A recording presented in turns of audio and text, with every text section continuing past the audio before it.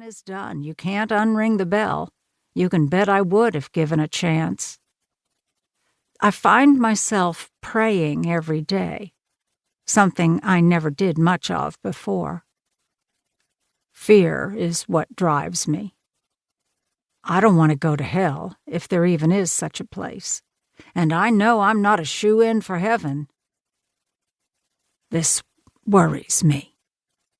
You'd think after so many years I would be as wise as an old owl, but if anything, the opposite is true.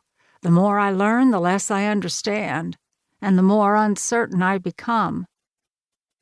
And maybe that's just the way it should be.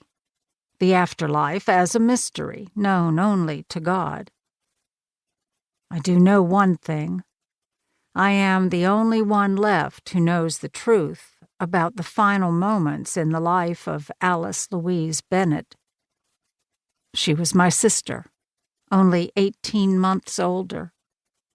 The two of us were as different as the night sky and the morning sunrise. Alice was the one with a heart of gold. My father called her Allie Bird because she sang like a nightingale. She loved everyone in our family, but I always thought I was her favorite. She was the best of all of us. There has to be a reason why I'm still around. Lately, I've been thinking that it may be to seek redemption. To that end, I'm on a quest to change my ways, to repair some of the damage I've done. When I meet my Maker and he says, "Pearl, what do you have to say for yourself?" I want to be able to say that at the end, I tried. Better late than never. The effort has to count for something. Alice died at the tender age of 19.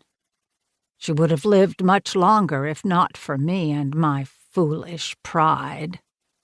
Her death was a great loss. After she left this earth, nothing was ever the same again. I miss her still. Chapter 2, 1983. Joe was in group therapy when he got the news that someone had come to sign him out and he would soon be leaving the facility. This was a surprise. Just that morning, Dr. Jensen had told him he was nowhere near ready to be discharged from the Trendale Psychiatric Treatment Center. The good doctor, his face serious, had said, "In my professional opinion, you are still in need of a lot of help, the kind you can only get right here." "I'm legally an adult," Joe said. "I can check myself out, right?" It made sense. He was 22, old enough to vote, drink, and drive. He should be able to make decisions about his own health. Dr. Jensen shook his head. "Not if you're deemed to be a risk to yourself or others." "But I'm not. A risk, I mean." It was ludicrous that his sanity was in question. Joe wasn't a drug user or an alcoholic. He'd never had hallucinations. Sure, 2 of his recurring nightmares were violent, but he himself was not prone to violence. Even as a kid, he'd avoided schoolyard fights. He didn't have it in him. "I understand that's your take on it, but it's really my call." The doctor clapped a friendly hand on his shoulder. "I know it's difficult, but we'll get there, Joe. Patience, son. Patience." Defeating words meant to be encouraging. Joe wasn't in prison technically, but it felt like it. The doors were locked. His mail, both incoming and outgoing, was read by the staff, and they listened in on his phone calls. So many times he regretted having confided in his father in the first place. That had been a mistake.